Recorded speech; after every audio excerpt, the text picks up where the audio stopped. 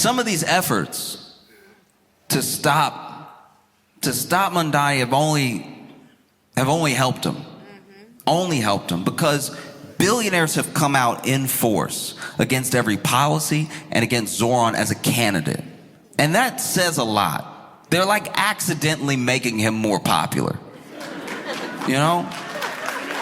President Trump even said that if Zoran wins, he may have to mobilize the National Guard, take over New York City, which would be not just like a spit in the face to an open, free, and fair election, but what messaging does that look like to you? That you might have to send the National Guard and take over a city if the dude who wants free pre-K wins? No? Like, all their efforts, they've spent so much money. Zoran himself has said, y'all are spending way more money on ads trying to campaign against me than I was even gonna tax you.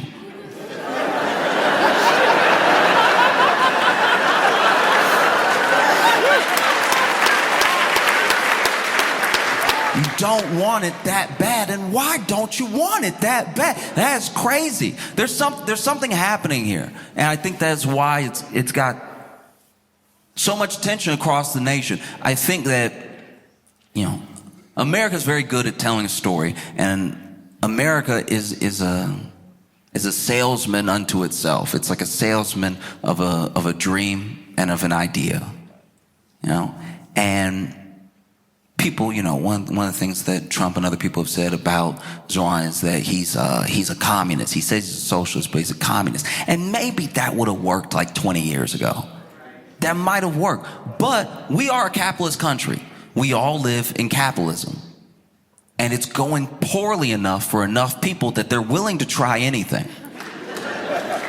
So calling someone a communist, this sort of Russia red, China red scare, it just doesn't hit the same when people are working jobs and still can't afford to feed their families. And then along comes someone with not just a lot of energy, but a lot of hope that says it doesn't have to be this way. Look at what they do over there. If we just did what they do over there, we'd be able to have more things for us, which is our money anyway. A lot of people have this misconception that the money that a corporation makes is all theirs and was all earned. But they got that money from how much they pay their workers, how much they actually provide for their consumers. And you see that when left up to their own devices, they skimp on, let's say it's just food, they skimp on ingredients, they skimp on workers, they skimp on. And then one day when they have $1 billion valuation, we look at them as if to tax them would be taking their $1 billion instead of just taking back what is owed to the people that made them great. You know? And so I think that what is so scary for people about Zoran that really don't like him is that he is a reminder to a lot of people that you are a citizen, you're not a consumer, you are a constituent, you're not a customer. Like the story that gets told now, especially by our politicians, is that if you ask for what is owed to you, what is actually yours, you're asking for a handout. But you already paid for these things, and you pay them.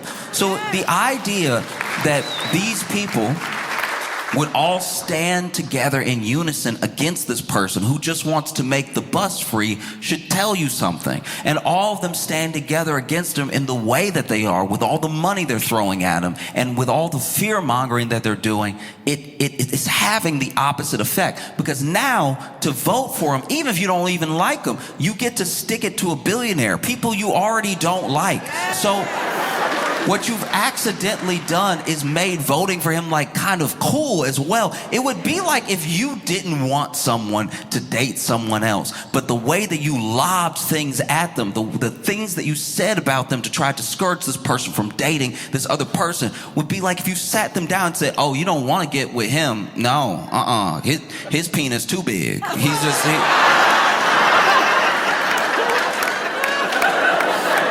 You don't even want those problems. You don't...